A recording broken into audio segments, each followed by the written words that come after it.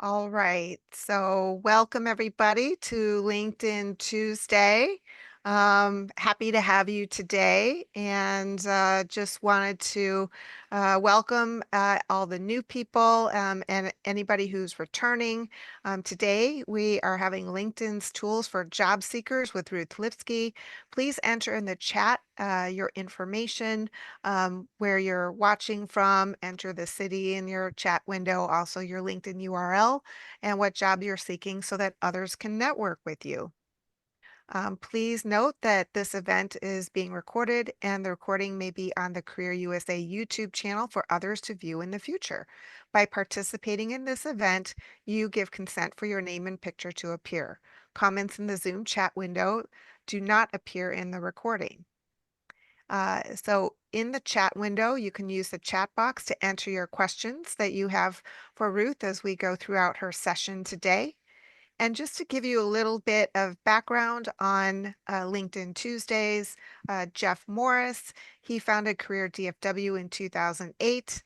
He then attended a session in Washington, D.C., and saw a greater need to help job seekers across the United States. And so he started careerusa.org in 2012. He also wrote the book, What I've Learned About Your Job Search That You May Not Know. He led the North Dallas Plano Career Focus Group since 2007, and he's been a member of the Pit Crew since 2017. As for me, I'm your guest host while Jeff is recovering, and I'm currently a job seeker as well. I'm looking for account management roles in a marketing research company. So I'm happy to connect with you. I will enter my information in the chat as well. So for LinkedIn Tuesdays, we have Locke Alderson, Terry Sullivan, Ruth Lipsky, and Kurt Vandemotter who join us on a rotating basis. And today we have Ruth with us. Before I get into introducing Ruth, just to tell you a few other things. As you know, we have our LinkedIn Tuesday today at 1 o'clock. We have interviewing Wednesdays at 1 o'clock. And then on Friday at 9:30, we have the North Dallas Plano Career Focus Group. So with the practice interview team on Wednesdays, it's in person on the first, second, third, and fifth Wednesdays of the month. It is only on Zoom the fourth Wednesdays of the month. If you'd like to attend in person, you may join at Christ United Methodist Church in Plano. For this upcoming Friday, the North Dallas Plano group that meets at 9:30 a.m. Central Time. They are going to have Don Nebhan, who's going to be talking about Networking 101. So hopefully you can join that session to see how you can improve your networking. Also, we have Career DFW and careerusa.org LinkedIn groups that you can join. We have over 15,000 members in careerdfw.org, and we also have careerusa.org as well for you to join. So please consider joining those LinkedIn groups. Also, where you can find previously recorded sessions on careerusa.org YouTube page. You can click on the playlist and click on View Full Playlist, and then you will see a list like this where you can watch previously recorded sessions. Now, if you'd like to receive emails about the workshops, you can scan this QR code, or you can send an email to Career USA subscribe@groups.io. Please note that Career DFW is a 501c3 nonprofit organization. We have no full or part-time employees, and we survive on donations. So please consider making a donation when you get your next job. And if your new company makes matching donations, we are registered. If you do not see us listed, let us know who they use. And so with that, I'd like to introduce Ruth to you. She is a career consultant with Lee Hecht Harrison. She specializes in the enhancements that LinkedIn rolls out, particularly the improvements that job seekers can use. And so with that, I will stop sharing and turn it over to Ruth. Thank you so much. And thank you so much for all the work that you're putting in. I know that you're a volunteer on this, and that makes it all the more difficult to make sure that you've got the time for it. But thank you, Patty, for being the host for all of these sessions. We're You're going to be welcome. talking we're going to be talking today about LinkedIn, but we're going to concentrate on the tools that LinkedIn has created for the people who are looking for a job. And the way that we're going to start is that we know that LinkedIn recruiter software is used by a lot of the coaches who are trying to find the specific person, the title, the skills that they need to fill a job within their organization. And this is a copy of the LinkedIn recruiter software. Recruiters will start with a basic search, looking for the title, looking for the skills, and in this case, looking for a project manager. Geographic location is sometimes used. In this case, they're looking for the greater Chicago area.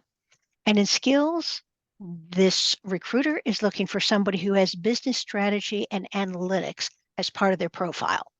What comes up? 42,798 people that LinkedIn has identified that have this finite set of skills, this set of titles, this location. That's way too many for anybody to really be looking at in any detail. The thing to remember, though, is that LinkedIn never does anything randomly. What you'll see here in the order of the people who are listed here, LinkedIn put those in that order because out of these nearly 43,000 people, LinkedIn is telling the recruiter this person is the best qualified for your search, then this, then this. And the way that LinkedIn is stacking people and ranking people deals with how much information they've got in their profile, how active they are. There are a lot of things that go into what your score is on LinkedIn. And LinkedIn, by the way, is not going to tell you what your score is. Just be aware that on a daily basis, you've got a score based on activity, amount of information that you have. So when the recruiter is faced with this many total candidates, there are going to be some spotlight features, some filters that are going to be used. And the first one is open to work. LinkedIn tells us that it is the first filter that the companies use in order to sort people out. They want to know the people who are willing to start an interview process and seriously consider changing jobs or moving into a company. They're also going to be looking at, are you connected to anybody in our company? So maybe you know a little bit more about our company. Maybe you know a bit about our culture. Have you expressed any interest in the company? And are you active?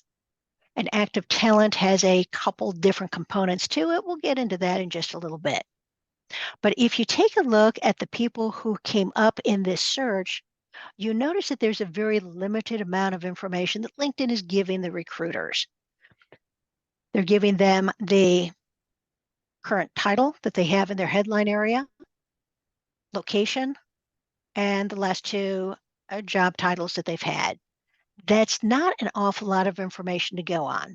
So recruiters generally tend to believe in the order that LinkedIn is giving them, and they'll scan through maybe the first 100, 120 people on this list, seeing if something catches their eye. And here's where we're going to be talking about how to catch the recruiter's eye. We're going to talk about the headlines and the titles. We're going to be talking about the skills that you've got that the recruiters are interested in. And then we're going to talk a lot about the spotlight features so that when you're part of a huge group that LinkedIn is showcasing, you'll be able to come up toward the top based on the filters that are available to the recruiters. So, headlines.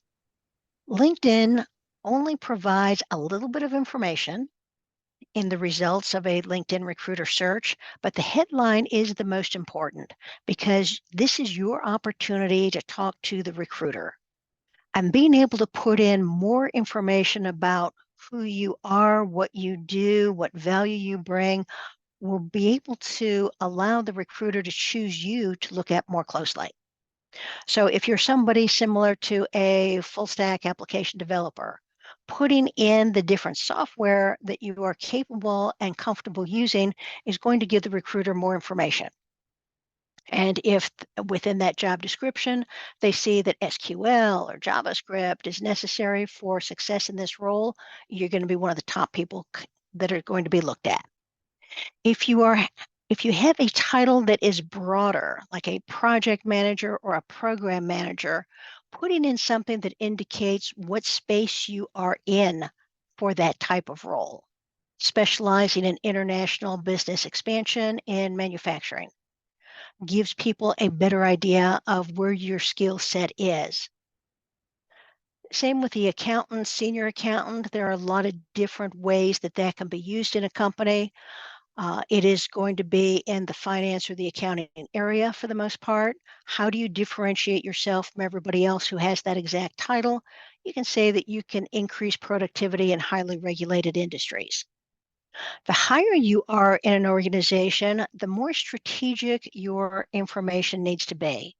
So if you are a vice president or a director in those levels, being able to put in something that is not specific skills, but is more, here's the value that I bring. So creating value for business through effective marketing strategies, helping the world become more customer centric. That begs the question of what skills you're using to get there, but they're probably going to be pretty high up in your about section, which is the next section that the recruiters are going to use. Have some information in your headline area that is going to allow the recruiter to understand who you are more specifically, what you've been doing, and how you're going to be able to add value to their company.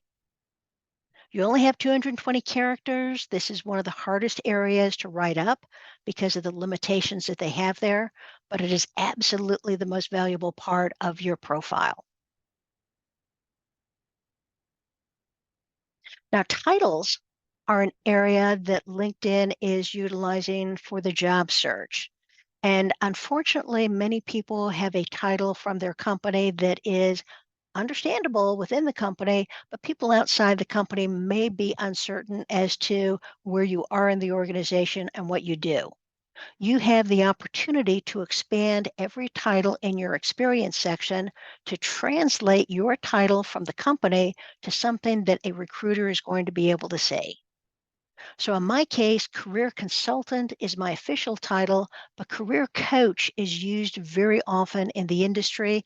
I'm using the separator on LinkedIn, that straight up and down figure above the enter key on your keyboard, to say same thing, same type title, same job.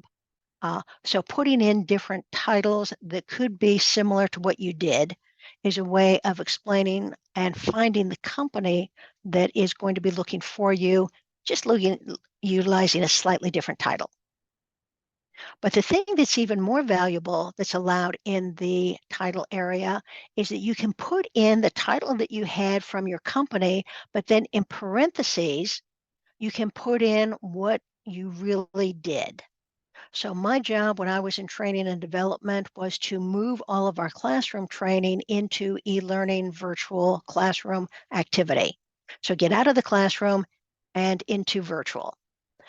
During that time, I could say that I really acted as an instructional designer or an e-learning developer. So I put those in parentheses and say, although this was my title, these are the titles of the work that I actually accomplished. And I feel comfortable saying that I could take a job of that title because of the experience I gained during this time.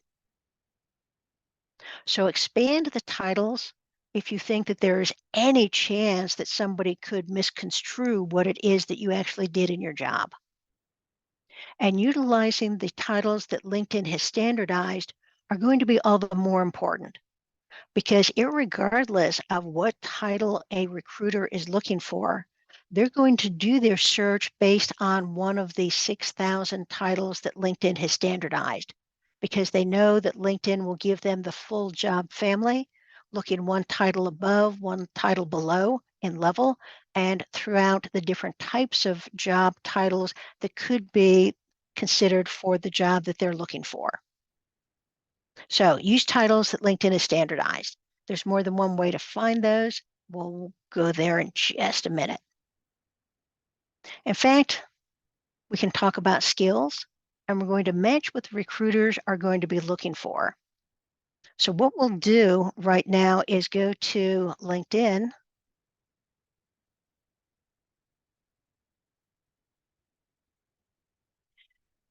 And in the headline, putting in something, it doesn't have to be a full 220 characters, but putting in something that says what you do, putting in some information about what it is you do, how you've done your job, what other titles might be necessary, then LinkedIn allows us in the skills section to have 100 skills.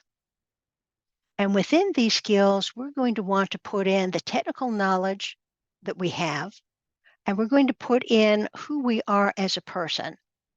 In a resume, you're going to be selling yourself based on the technical experience and accomplishments that you've had. In LinkedIn, you're going to sell yourself on that information, but also on who you are as an individual.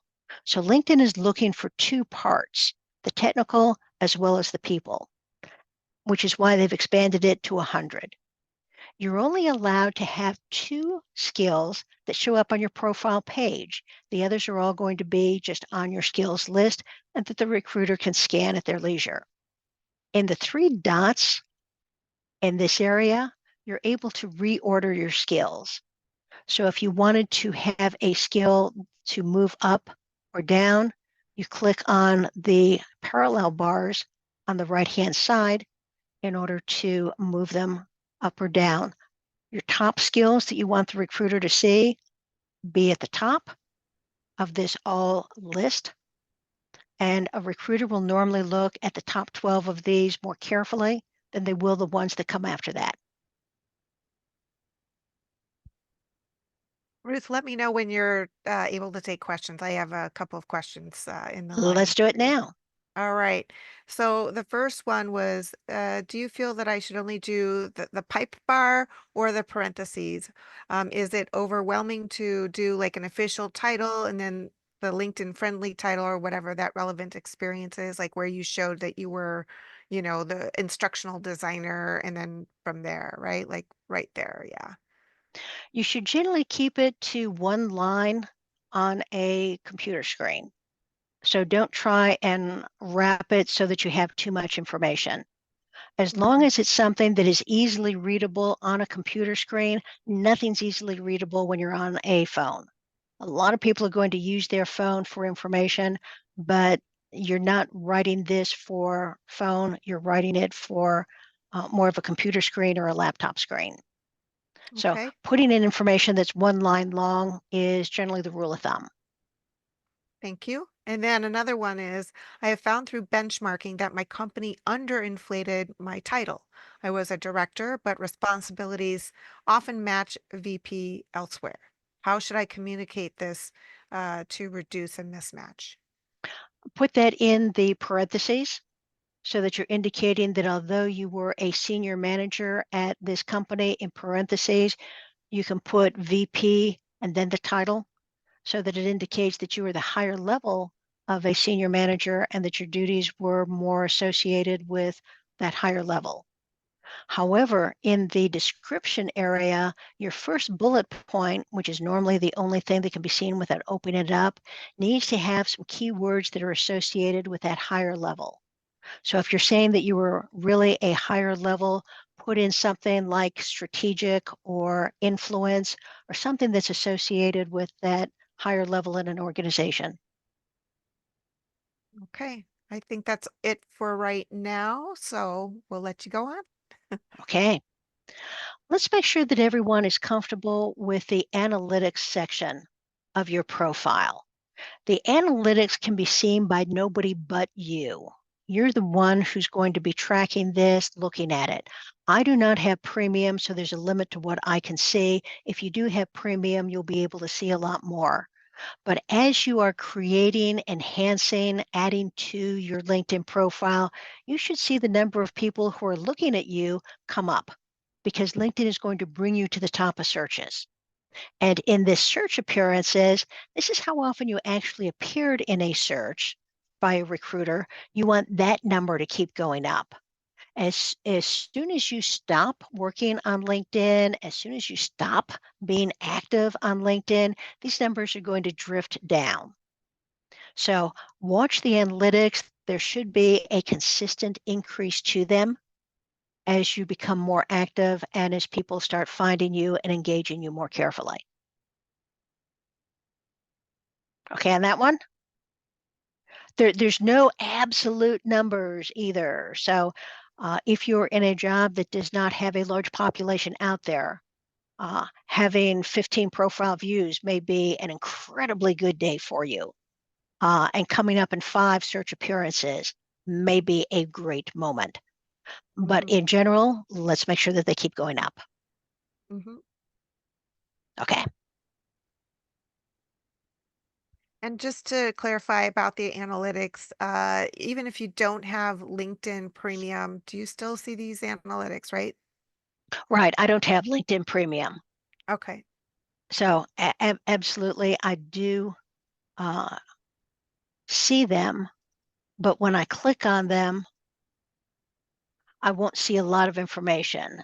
It will give me this, if you had premium, you could see more, but it simply tells me here are some companies that have looked at me. Here are some information about the people, about the titles, but it doesn't give me enough for me to do an awful lot of follow up for that area. Okay. But it does give you some information. Are you being found? Are you being found by the companies that you're interested in? Right. I think we want to know, like, do we have the right keywords in our profile? What else are we doing so that we are attracting those recruiters and companies that are our targets to our profile? And so I think by looking at some of these analytics that will help us. But unless you have some other kind of magic formula that we should be looking at to see, are we resonating? Keywords are going to be a big part of this. And when you're on the jobs tab of LinkedIn, it allows you, it's going to be pushing jobs to you that it thinks match the information in your profile page. But up on the upper left-hand side, you can put in a job title. And once again, here are the titles that LinkedIn has standardized. And using one of the titles that LinkedIn has standardized is going to give you better results because it's able to link with other jobs, other levels. We're going to take a look just in the United States because there are a whole bunch of them here.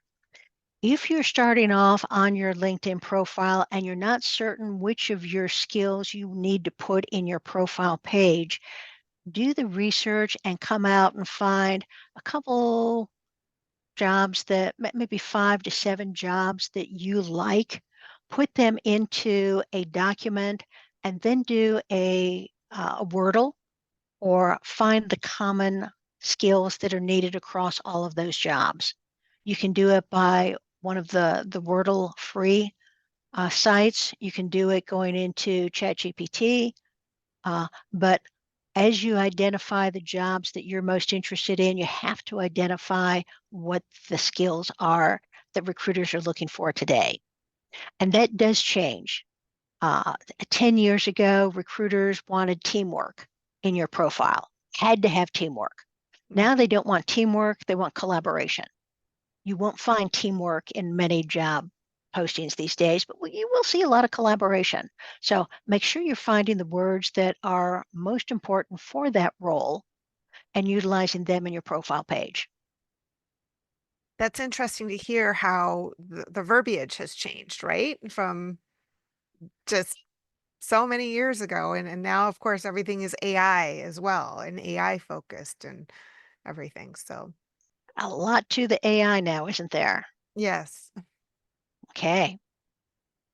So as we're talking about the skills, one of the things that LinkedIn is providing us is a list of skills that are associated with any job.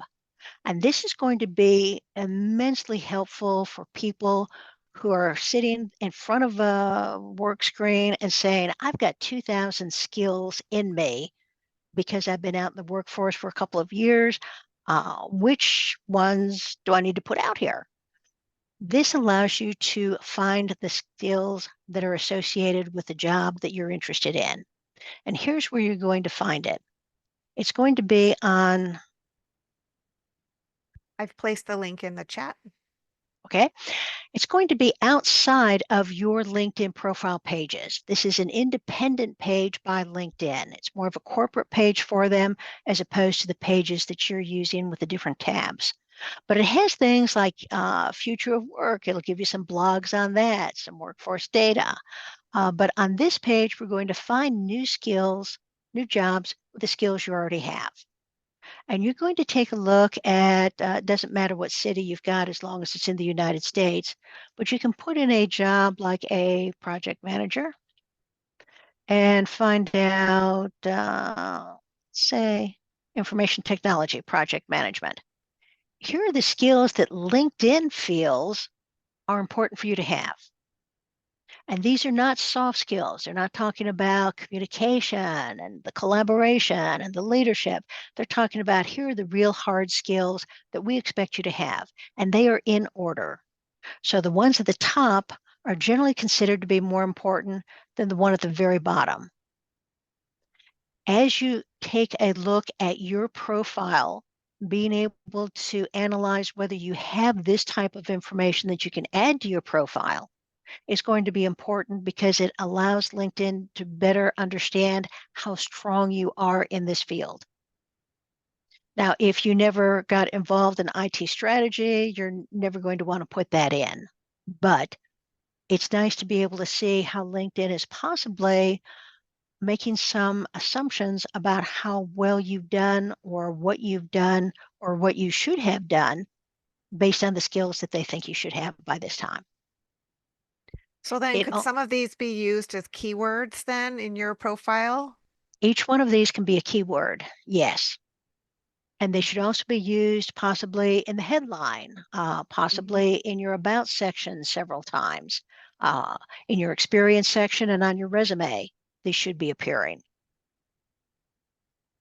Okay. Now, the other purpose to this page is if you are no longer interested in being an IT project management, what's your next job? And they allow you to sort over here for jobs that could be similar to it.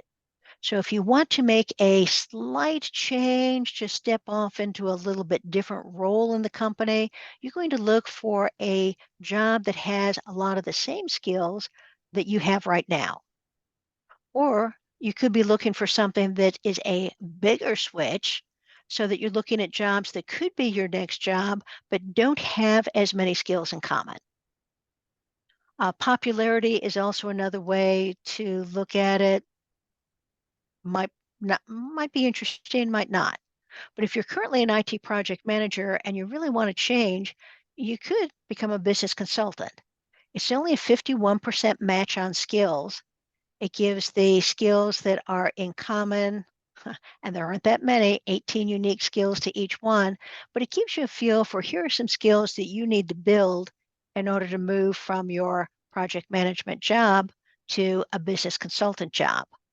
Doesn't happen very often, but certainly if you feel that you have the consulting, the business development, the ability to deal with strategic direction, then this is probably a better move for you.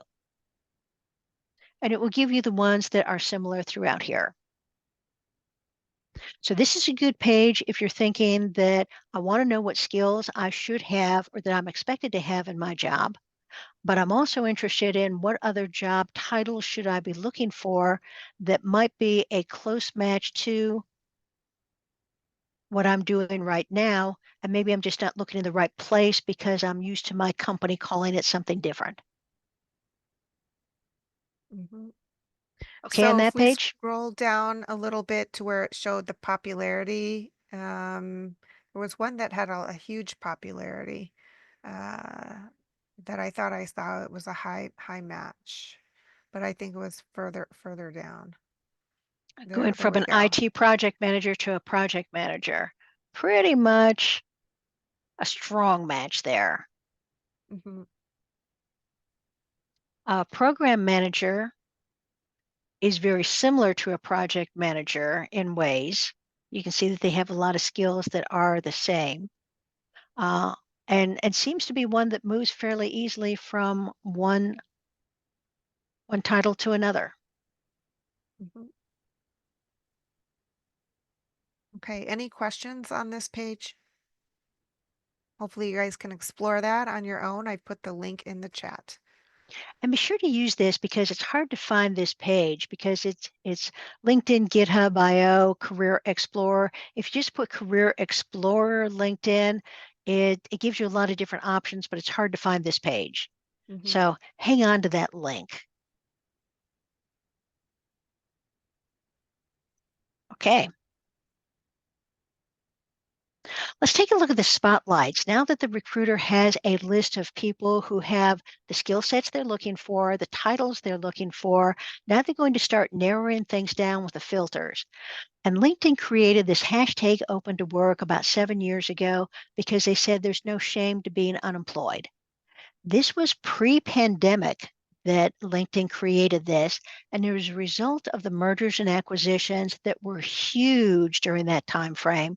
And a lot of incredibly talented people got laid off because two companies merged. One group got was considered to be a duplicate of the other. It was redundant. They got let go. So LinkedIn tries to reward people who have been let go, who really were just in the wrong place at the wrong time. So that's what the hashtag open to work feature is about. And if you have it as the public hashtag open to work so that you've got that green banner around your headshot, you're likely to receive 20 to 50% more contacts from recruiters. Recruiters can find you faster and easier. And recruiters want to take the fastest way possible, and they don't want to talk to people who are happy in their job and they're trying to talk them out of their job into a new job. That's not going to work well for them. But if you're indicating that you're open to work, good.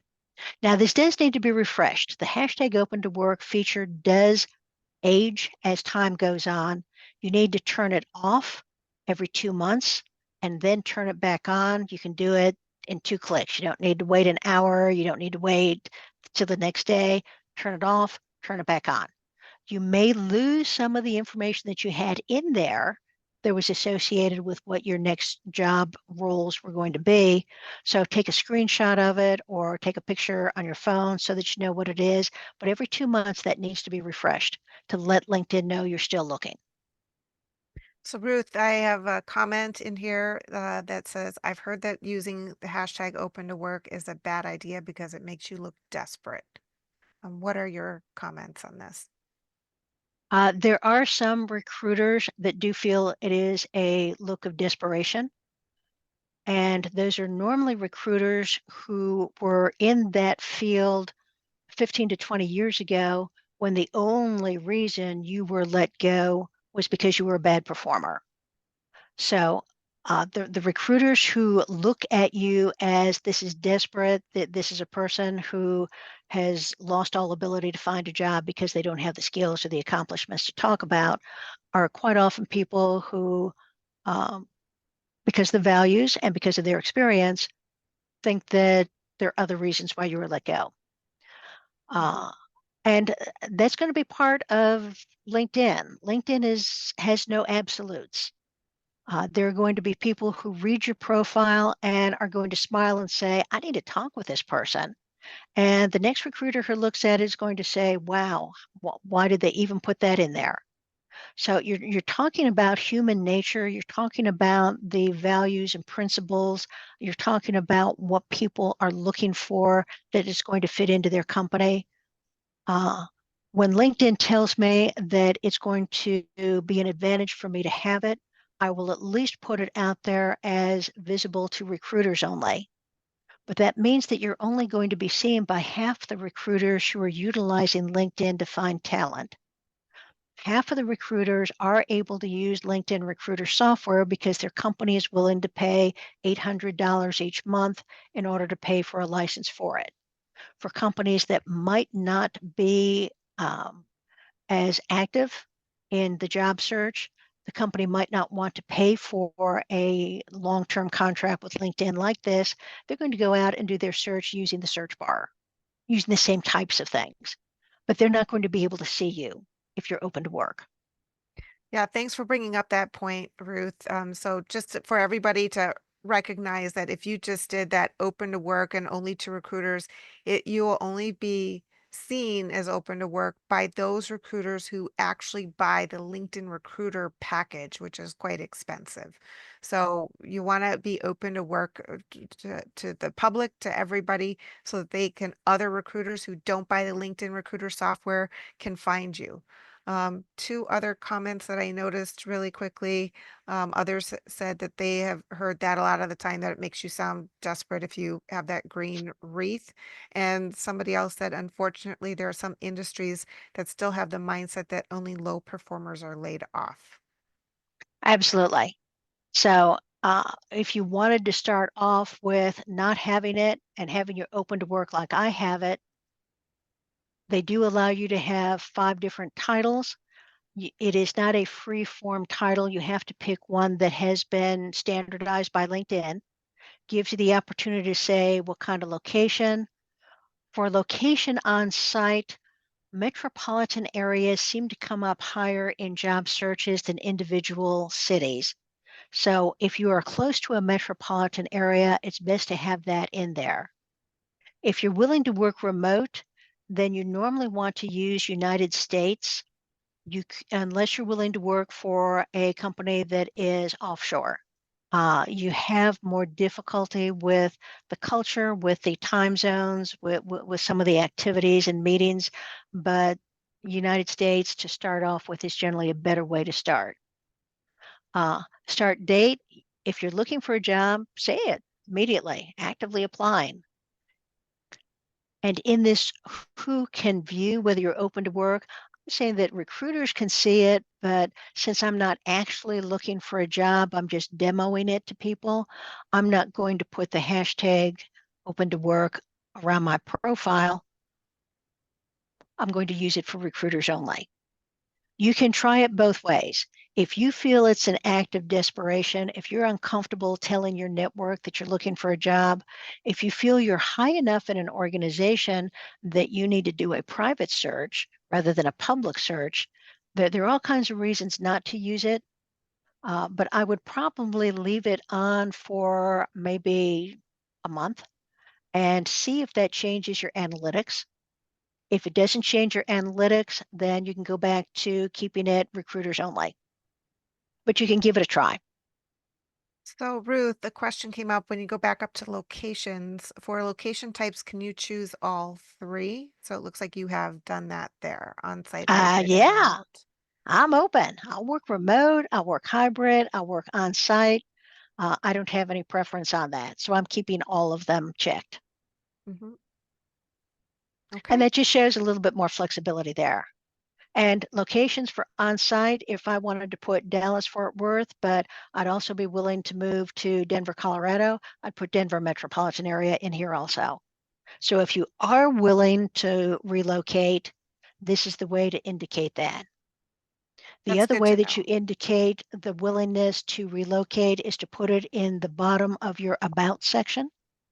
Open to travel, open to relocation are both word standard statements at the bottom of your About section that recruiters sometimes are looking for.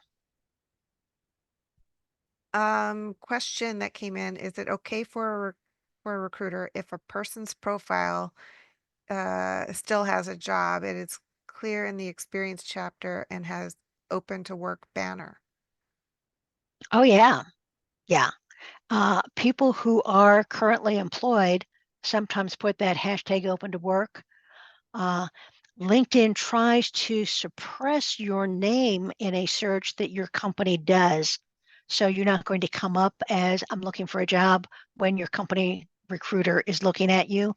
I don't Hmm. think there's any real guarantee of that because companies have so many different names and uh, the parent organization might not be blocked out the same way the actual organization is. So could be difficult there.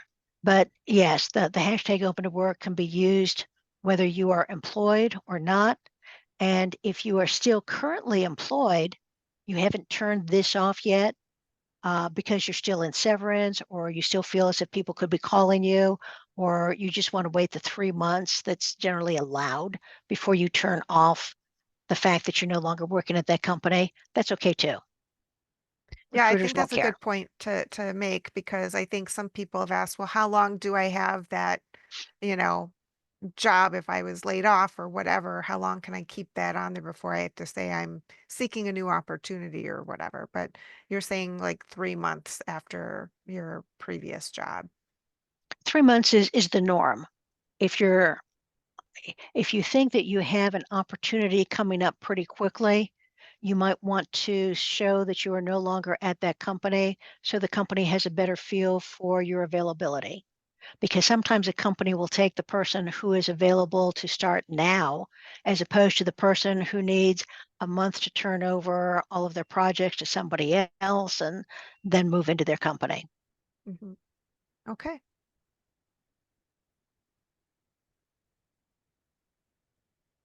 Other questions? Not right now. Okay. So, hashtag open to work. Use it if you're comfortable with it. Certainly use it if you're just keeping it for recruiters who are using the LinkedIn recruiter software. There are some people out there who say that it is an act of desperation, but that seems to be about 20% of the recruiters. About 80% of the recruiters are saying that's a good thing, and we're using that as a sort that we feel is valuable. So, depending on industry, depending on the job, depending on your comfort level, do it the way you feel is best. Now, there's a spotlight feature called mutual interest, and that's where you let the company know that you like them, that you want to be part of them. And that's a key part. Companies want to talk to the applicants who have the most interest in the company because they're going to be easier to move into the company. They probably know more about the company and are probably going to stay at the company a little bit longer. So there are four ways that you can show interest for a company that you're interested in.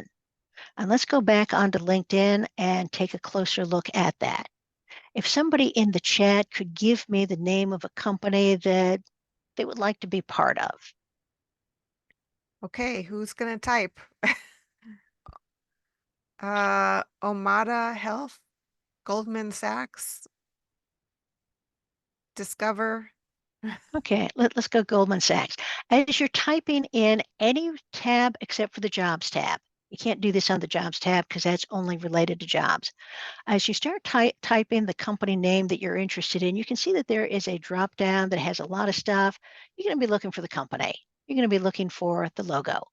When you click that, it says you can view the page. Let's view the page. And now you're on the LinkedIn company page for the company. And there are things that you're going to be doing on this page that tell the company you're interested in them. The first thing you're going to do is you're going to follow the company, which gives them permission to drop information into your home tab for new products, new activities, new buildings, employee engagement parties. So you're saying, I want to hear more about you by following the company. The next thing you're going to do is you're going to go to the About section here. And when you click on the About section, there's a box that says, are you interested in working with us in the future? Yes. So even if you don't see a job on that job posting page, on the career page, you can still tell them that you're interested in working.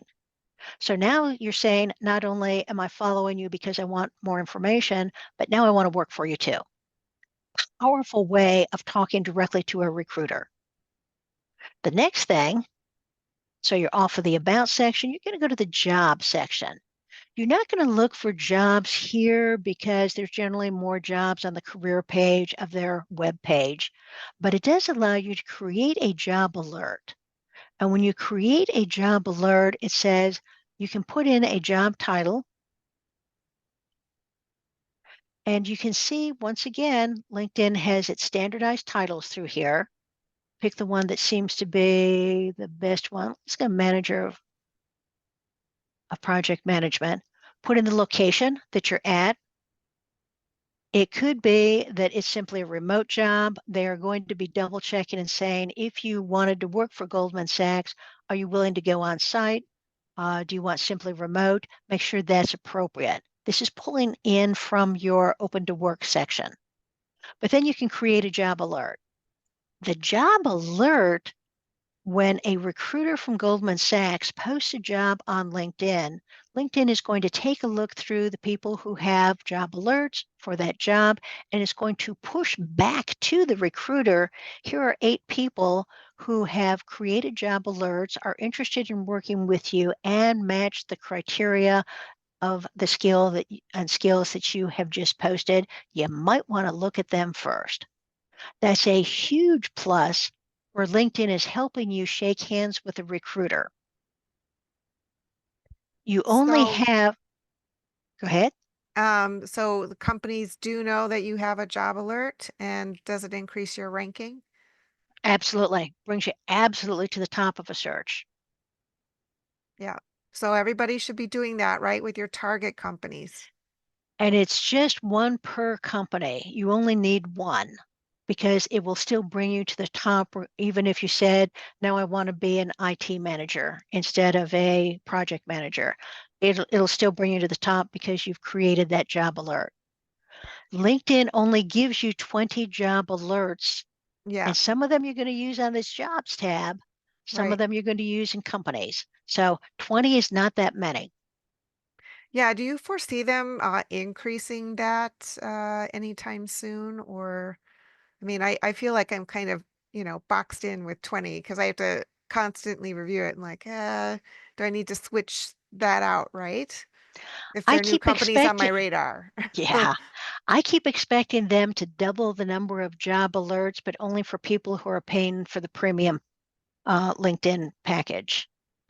So a couple of questions. So on the job page is where you're doing the create job alert, right? So yeah, you're on the jobs tab.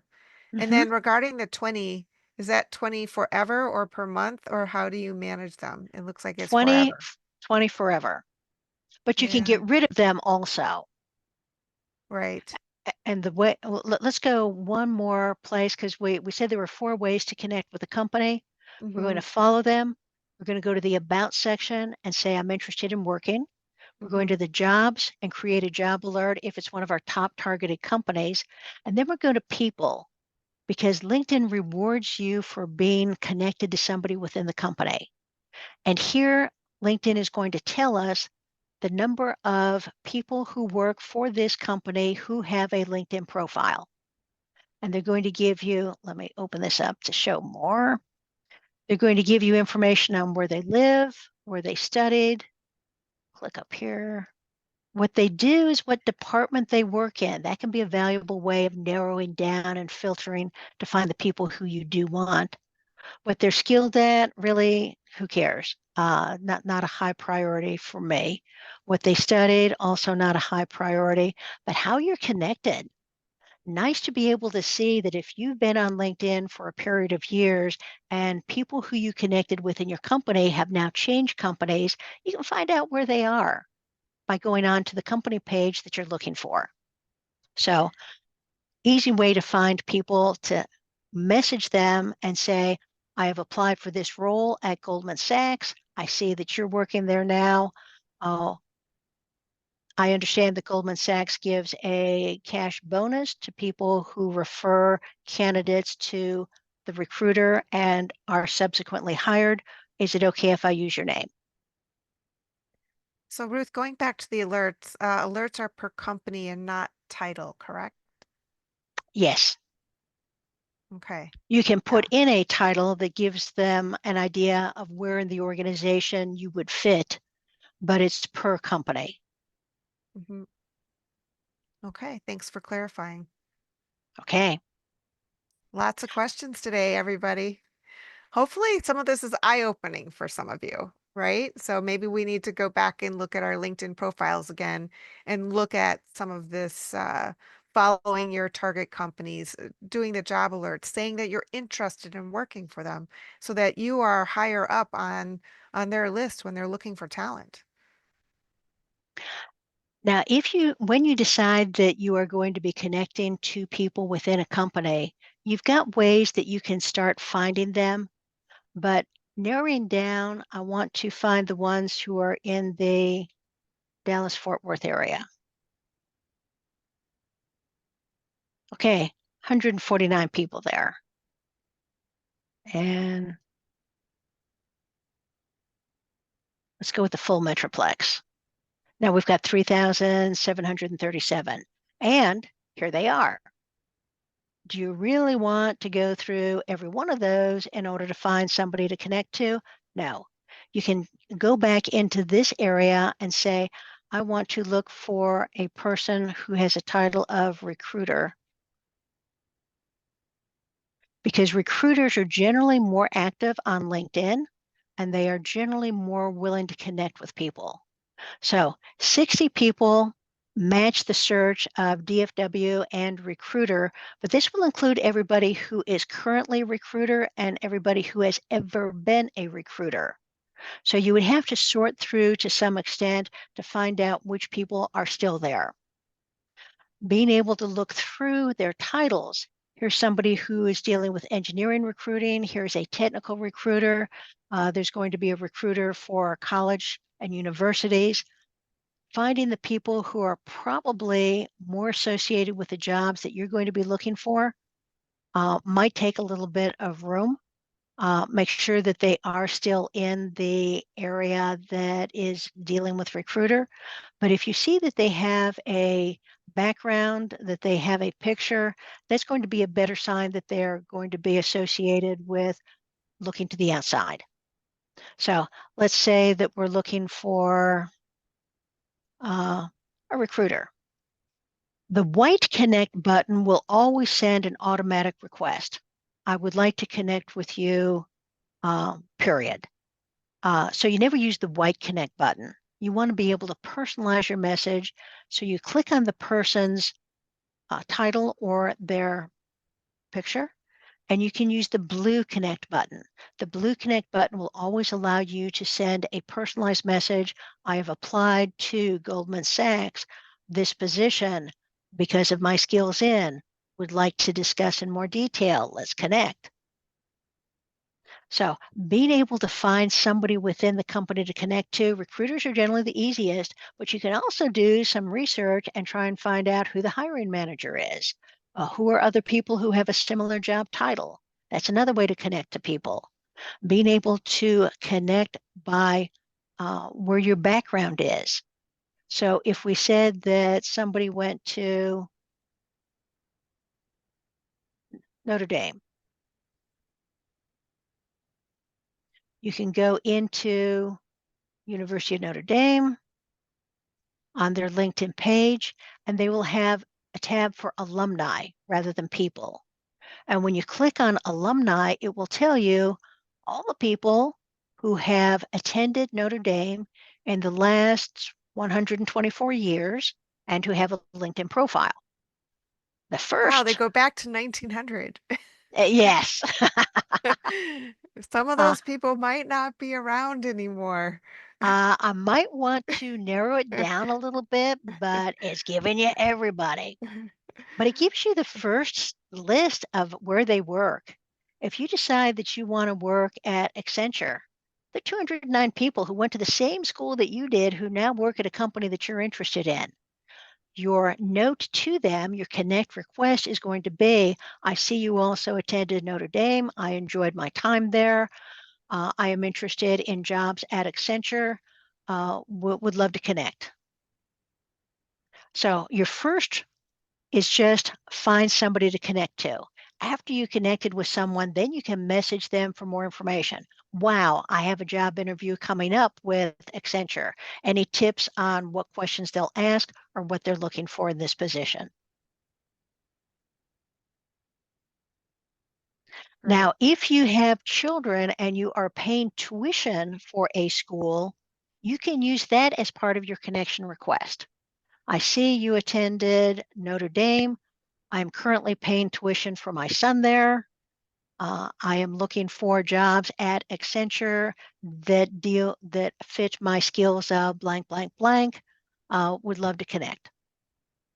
So use spouses, use cousins, use parents, use kids, but using a university is a strong way to connect because this is a strong way of showing we have something in common. And then as far as the question is join your school's alumni groups, as you can join LinkedIn with them without using one of your requests if they're a part of your group, correct? So then you That's don't have true. to do that. So if we wanted to say that we are looking for project manager jobs, instead of looking for the project manager jobs on the jobs tab, we're going to be on one of the other tabs, and we're going to say we want to look at the groups that are associated with project management. Somewhere around 92 or 94% of the groups on LinkedIn are dead. They have had no activity. Nobody is asked to join them. Whoever started them left them long ago, and there's nothing going on. So if you wanted to explore joining a large group, look for this tab in green that says it is an active group. You can ask to join. There is going to be a gatekeeper in front of every group to make sure that you fit the criteria to belong to this group. So only people who have project management experience or titles are going to be able to join this group. And then once you're in this group, you've got 646,000 people that you can use as connections, and you can use your messaging within that group in order to keep moving within your job search.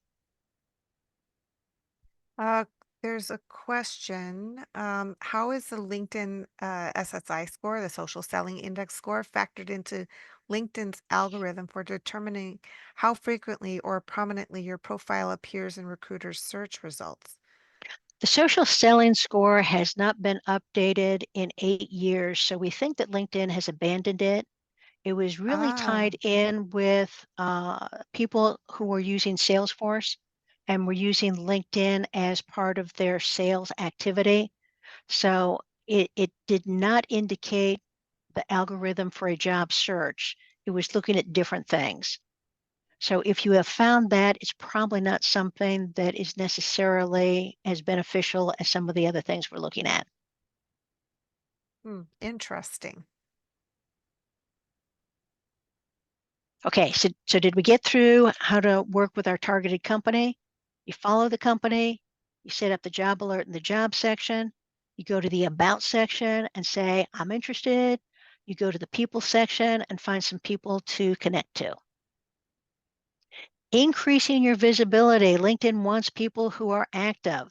So they want you several times a week, preferably several times a day. Be on LinkedIn and hit the enter button. Are you searching for jobs? Fine. Are you following a company? That's another click. Be active on LinkedIn as much as possible. If a recruiter sends you a message, you need to respond to them, even if you don't want the job. They are going to be looking and giving priority to people who have recently updated their LinkedIn profile. So as you find more skills, keep adding those. You can share your resume with recruiters. And if you have worked in an organization with recent layoffs, LinkedIn is going to increase your score because of that.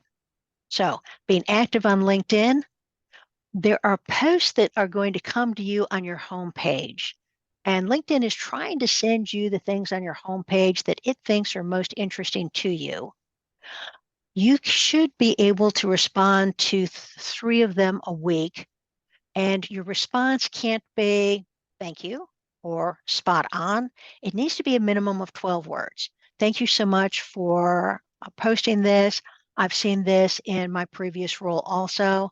Glad you're highlighting it. LinkedIn wants you to start a conversation. They don't want you to end the conversation with just saying thank you.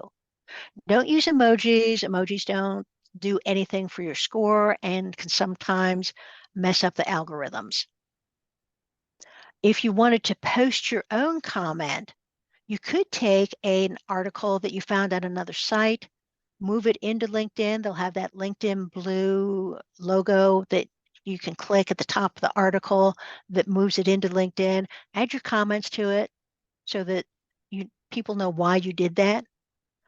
If you wanted to post, that does give you bonus points on the LinkedIn algorithm, especially on a weekly basis, as long as you don't post on Mondays and Fridays, because people tend not to read as much on Mondays and Fridays.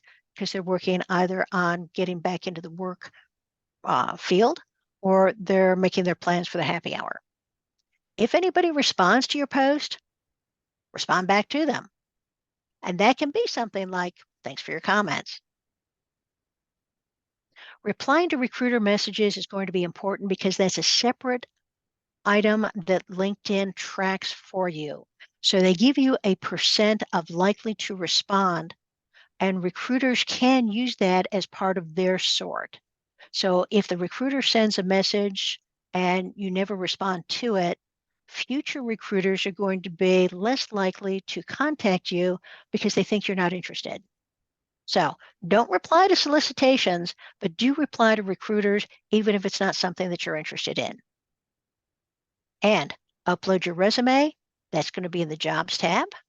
And you can upload 7 of them, and make sure that when you upload your resume, the title down at the bottom, the name of your document, has something specific so a recruiter knows that this is a project manager resume versus a program manager resume.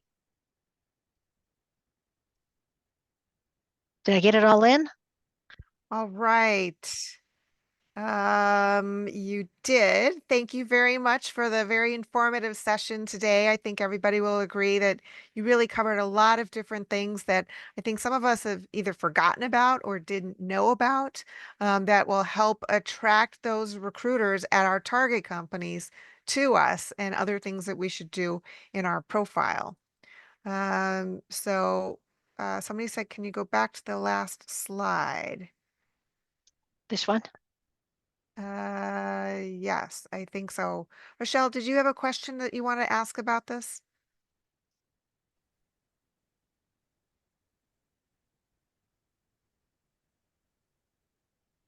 I guess not. She's Okay. not replying. All right. Jobs tab, preferences. Well, here are your resumes right here. So you would go here and upload your resume. Okay. Yeah. And in this preferences area here, this is where all of your job alerts are going to appear hmm for both the job and the company. You can get rid of them if you want, or you can edit them. So if you think that you're no longer interested in a company, get rid of the job alert that you sent up for that. Okay. So a question came in. So I heard it's not a good idea to post your resume on LinkedIn. Can you speak to that? I don't like posting resumes to LinkedIn because I want the recruiter to be forced to see everything I've got on my profile page, because I've got a lot more on my profile page than I have on a resume. It's simply my about section has a lot more information that I would put in a summary section of a resume. So rather than a recruiter coming up and just grabbing one of my resumes and running it through their applicant tracking system, I want them to be forced to look at the full about the full profile page that I have and run everything through and go from there. So I'm not a big fan of it. LinkedIn is trying to push that more because recruiters are asking for it. Um, I would probably do a job search for 3 months before I started posting my resume out there for a recruiter. And then some are asking, how do we get a copy of this presentation? Oh, I can put that in the chat feature.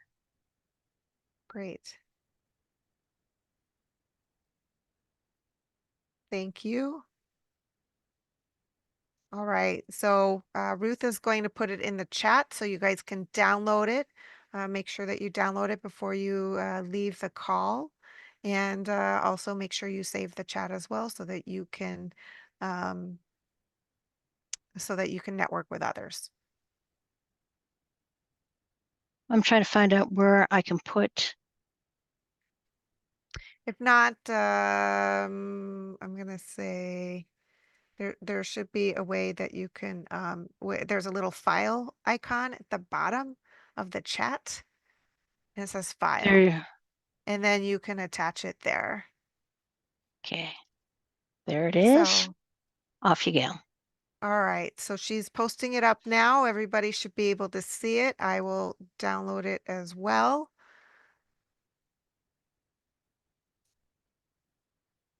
And okay, another question that came in is if we do have resumes on LinkedIn, is it better to have just one, or is it having is having more better to apply to various jobs slash industries?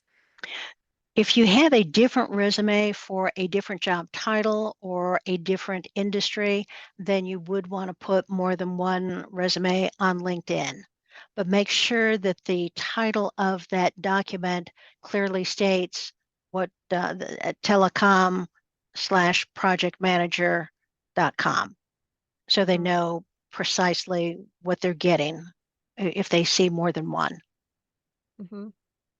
Great. All right. So I don't see any other questions. Lots of thank yous for the great information. Really very insightful, I think, for everybody and for all of us to remember there are many ways for us to tell our future employers that we're very interested in working for them, and lots of tips and tricks. So, again, this is a recorded session. It will be on the Career USA YouTube channel in the next couple of days if you'd like to listen to it again. Hopefully, you can also download the chat as well and save the chat by using the three dots that are next to the title if you're Windows 10, or at the bottom, there's a down arrow caret. If you're on Windows 11, you should be able to save the chat there. Um, and let's see. I think the last question for you, Ruth, are you able to review LinkedIn and provide feedback? Send me a connection request with uh, I listened to your presentation through Career DFW. Um, would love to connect. Can you take a look at my profile too? And I'll get Yeah. back with you on anything that might be useful. All right. All right. Well, I think that's all that we have for today. So, again, thank you very much, everybody, for attending today's LinkedIn Tuesday. We hope you found it insightful. Good luck for all of you this week in your job search, as well as if you have any interviews. Good luck with all of that. So, hope to see you next Tuesday for LinkedIn Tuesday, where I will have Locke Alderson as my guest. Have a great rest of your week and see you next week. Bye bye. Bye.